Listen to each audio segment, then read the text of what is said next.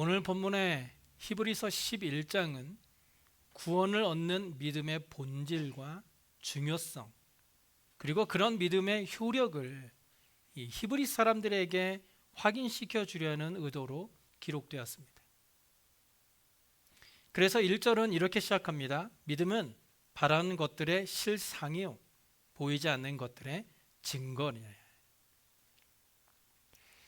믿음이라는 것은 우리가 추상적으로 어떤 것을 믿는다라는 것을 의미하는 것이 아니라 오히려 보이지 않는 것들의 증거라고 말하면서 그 다음에 열거되고 있는 믿음의 조상들을 통해서 믿음의 효과와 열매들 그리고 믿음의 성취를 증명하고 있습니다. 히브리서를 누가 기록했는지 알려지지 않았으나 히브리서를 기록한 사도는 어떤 추상적인 논증이나 단순한 역설을 통해서 믿음을 설명하고 있지 않습니다. 오히려 성경 안에 있는 많은 실제 상황들과 증거들을 제시함으로써 이 글을 읽는 사람들을 설득시키고 있음을 볼 수 있습니다. 그런데 우리가 이 히브리서 11장을 읽어보면요, 많은 성경의 인물들이 등장하고 있는데요, 이 인물들이 이 역사적인 순서를 따라 기록되지 않았다는 것을 발견할 수 있습니다. 예를 들어서 11절에서는 사라를 말하는데 사실은 9절에서 먼저 이삭과 야곱을 언급하고 있습니다. 또 30절에서 여리고의 성벽이 무너진 것을 라합의 믿음보다 먼저 말하고 있습니다. 또한 32절에서는 바락보다 기드온이, 그리고 입다보다 삼손이, 또 사무엘보다 다윗이 먼저 언급되고 있습니다. 히브리서를 기록한 사도가 이 역사적인 순서를 알지 못해서 이렇게 기록하지는 않았을 것입니다. 그렇다면 분명 그의 의도가 있을 것인데 11장 전체를 살펴보았을 때 이렇게 기록된 이유는 바로 체험적 순서라는 것입니다.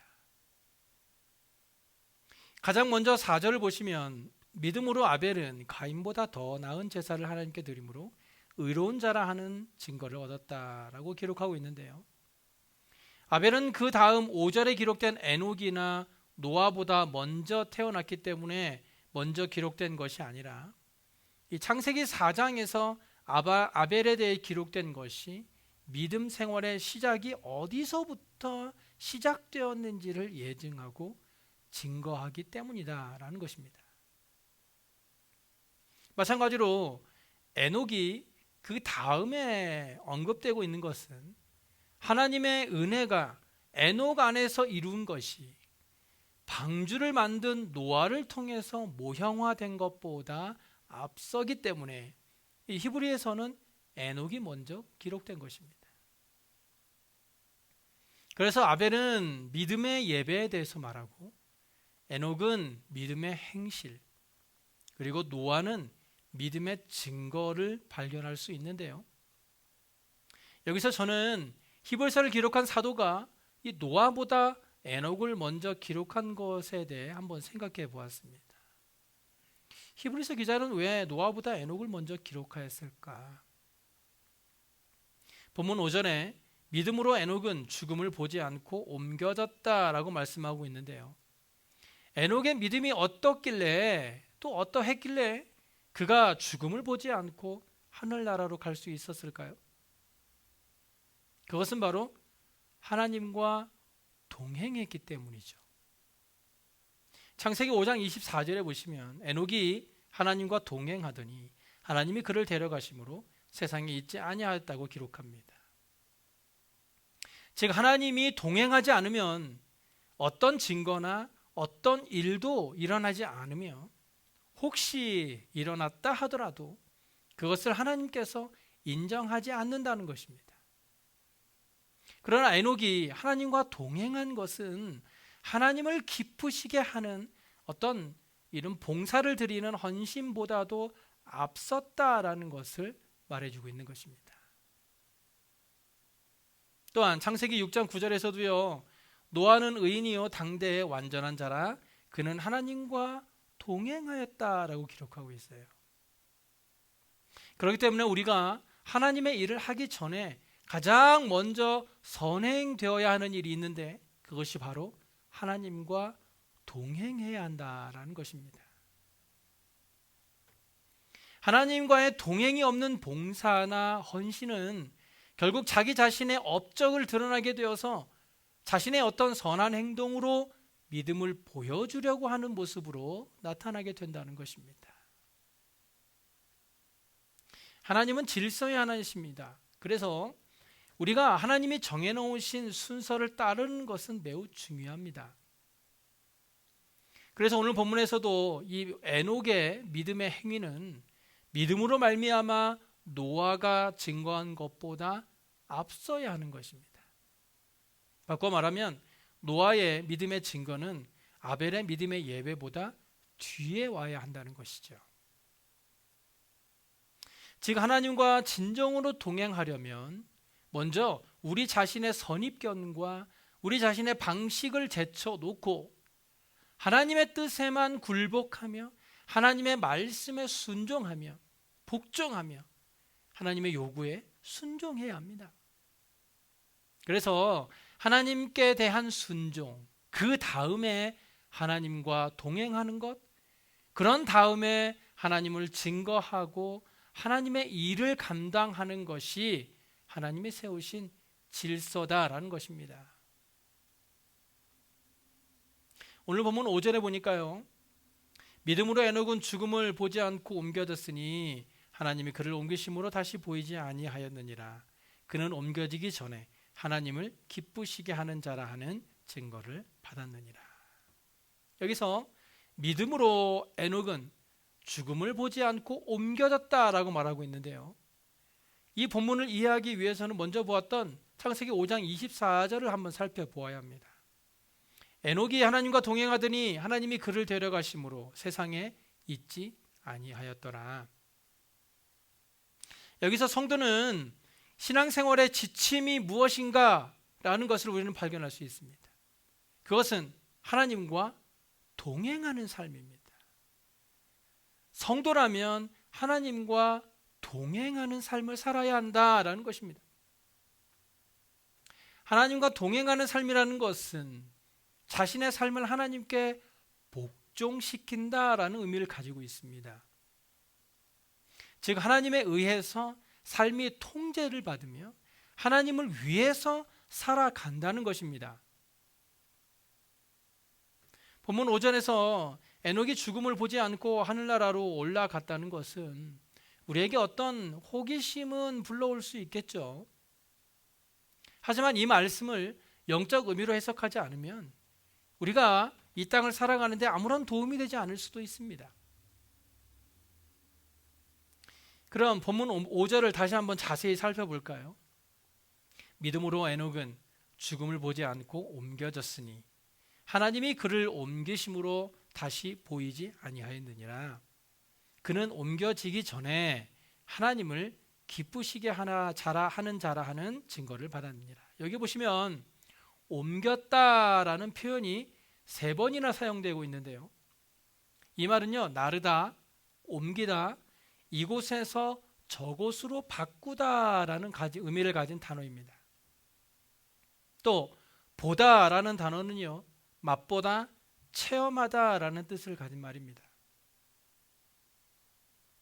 에녹은 죽음에 지지 않았습니다. 에녹은 죽음을 체험하지 않았어요. 죽음은 죄의 싹시고 율법을 어긴 것에 대한 저주로 오는 것입니다. 우리는 하나님의 의로운 저주 아래에 있는 세상에서 살아가고 있으며 죽음은 세상에 있는 모든 것에 찍혀 있는 인장과 같아서 누구도 피할 수 없는 것이 바로 죽음입니다. 하지만 그런 우리의 삶에 믿음이 역사하게 되면 그 누구도 피해갈 수 없는 것도 이길 수 있는 힘을 발휘하게 된다는 것이죠.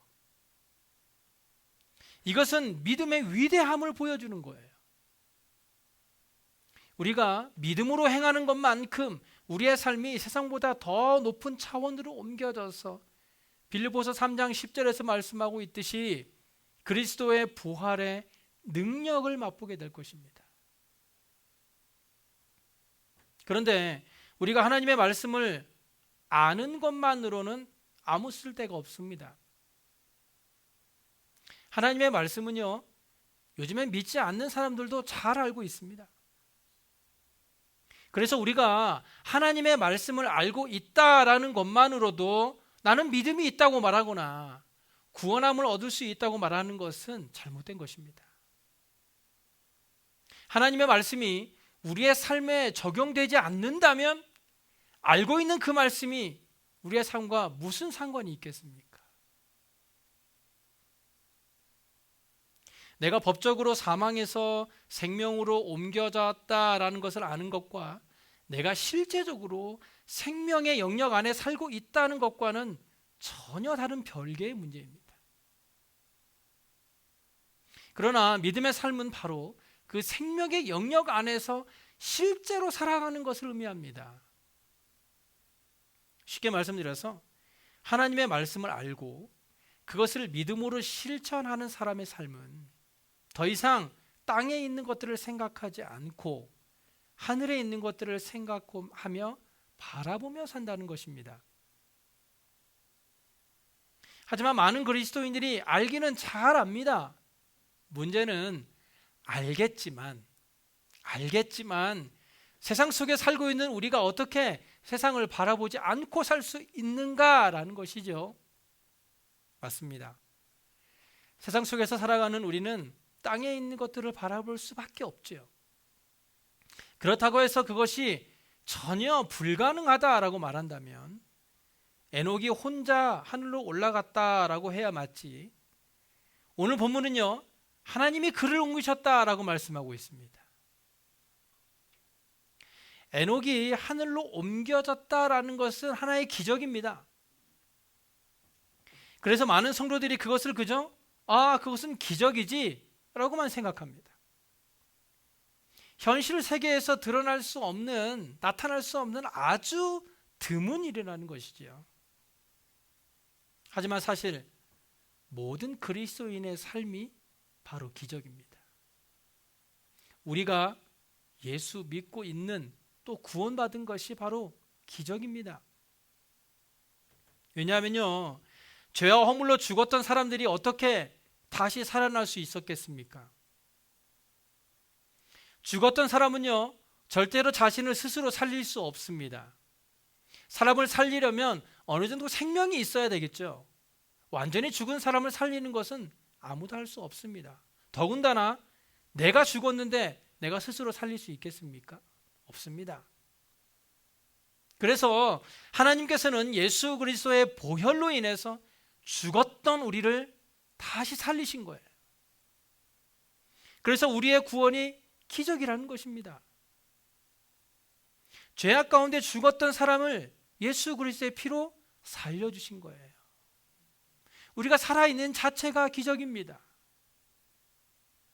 마찬가지로 우리를 구원에 이르게 하기 위해서는 회개가 필요한데 이 회개도 우리 스스로 할 수 없습니다. 골로새서 2장 12절에 보시면 너희가 세례로 그리스도와 함께 장사되고 또 죽은 자들 가운데에서 그를 일으키신 하나님의 역사를 믿음으로 말미암아 그 안에서 함께 일으키심을 받았다라고 말하고 있는데요, 여기 세례는 회개를 말합니다. 즉 타락한 인간은 회개와 믿음을 스스로 일으킬 수 없다라는 것이에요.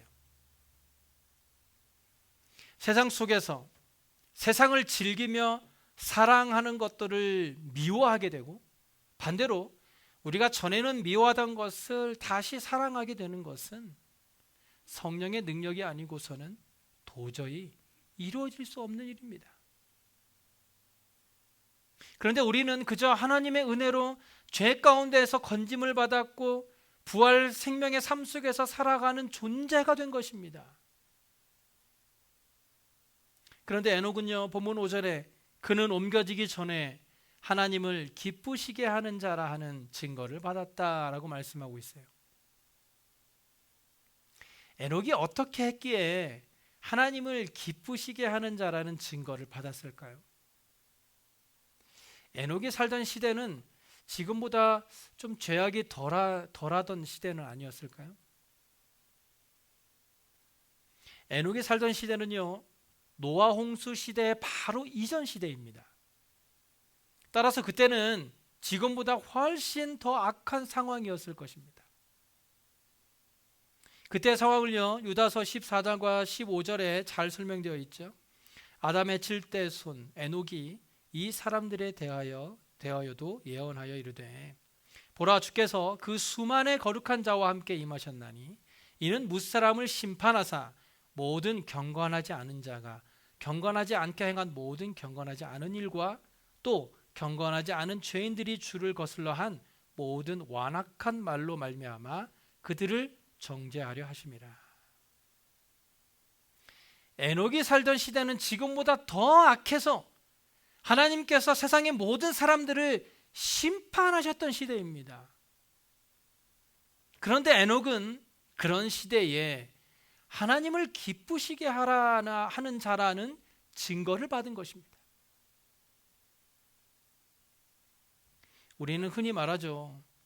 지금 우리가 살아가고 있는 이 시대는 믿음을 지키기 참 어려운 시대라고. 그렇기 때문에 교회에 나가는 것만으로도 만족해야 한다고 말합니다.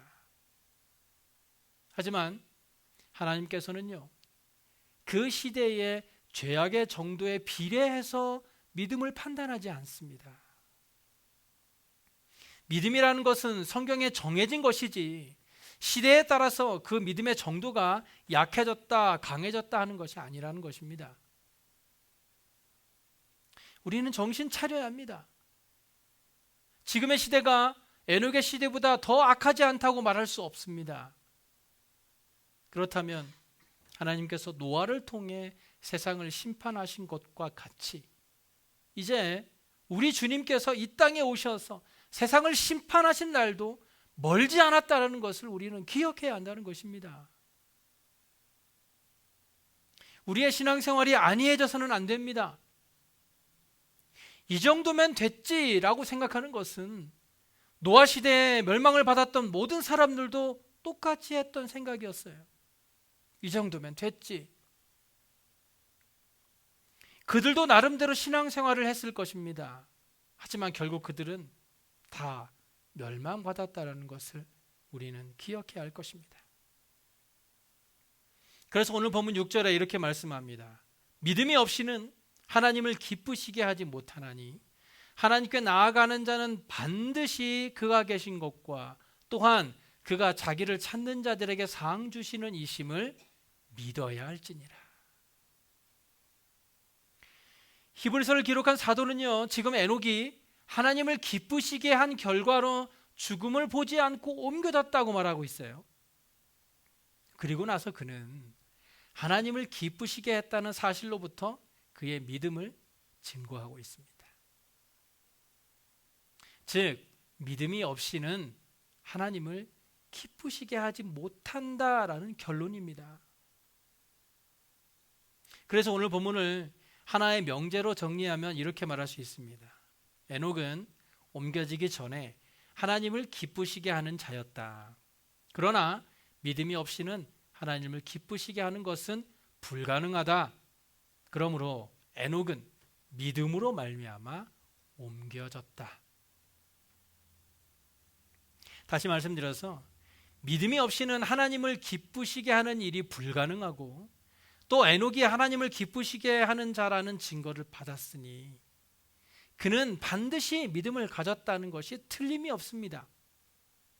즉 에녹은 의롭다함을 얻고 거룩하게 하심을 입은 믿음을 가졌다라는 결론을 내릴 수 있다는 것이죠. 그렇다면 어떻게 하면 하나님을 기쁘시게 할 수 있을까? 로마서 8장 8절에 이렇게 말씀하죠.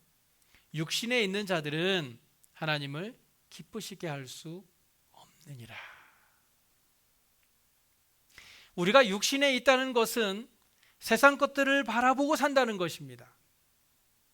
하나님의 일을 생각하지 않고 세상 일에만 몰두하며 산다는 것을 말하는 것입니다. 그러나 그렇게 세상만 바라보며 사는 사람은 절대로 하나님을 기쁘시게 할 수 없다는 것이죠. 쓴물이 나오는 샘물에서 단물을 얻을 수 없습니다. 하지만 출애굽기 15장에는 쓴물이 단물로 바뀌는 기적이 일어나죠. 모세가 여호와께 부르짖었더니 여호와께서 그에게 한 나무를 가리키시니 그가 물에 던지니 물이 달게 되었더라. 쓴물을 단물로 바꿀 수 있는 방법은요, 그 안에 예수 그리스도가 거하시면 가능합니다. 예수 그리스도의 보혈이 뿌려지면 그 어떤 쓴물도 단물로 바꿔지는 것입니다. 마찬가지로 세상 속에 살면서 육신에 있을 수밖에 없는 삶을 살고 있지만 그런 중에도 하나님을 기쁘시게 하는 삶을 살기 위해서는 우리의 삶에 그리스도가 살아 계셔야만 합니다. 우리는 예수 그리스도의 중보를 통해서 하나님을 위해서 행하게 되고, 그러니 믿음으로 말미암아 하나님을 기쁘시게 할 수 있는 것입니다. 하나님을 기쁘시게 하는 삶에 대해 아드와 핑크는요, 4가지로 설명하고 있습니다. 첫째는 하나님을 기쁘시게 하는 자의 인격이 하나님께 연락되어야 한다는 것입니다. 이것은 가인과 아벨의 제사를 통해 우린 잘 알 수가 있죠. 두 번째는요, 하나님을 기쁘시게 하기 위해 행하는 일이 하나님의 뜻과 부합되어야 한다는 것입니다. 아무리 열심히 있는 헌신이라 할지라도 그의 노력과 헌신이 하나님의 뜻과는 전혀 다른 것이라면 모두 헛된 것이 되고 만다는 것을 기억하라는 것입니다. 셋째는 그 일을 행하는 방식이 하나님을 기쁘시게 해야 한다는 것입니다. 즉, 하나님의 일을 할 때에 겸손함으로 해야 하고 진지하게 그리고 기꺼이 해야 한다는 것입니다.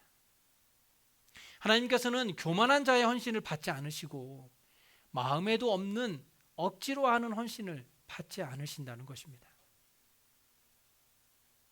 그리고 마지막으로 그것을 행하는 목적이 하나님의 영광을 위한 것이어야 한다라는 것입니다. 모든 것은 하나님의 영광이 그 목적이 되어야 돼요.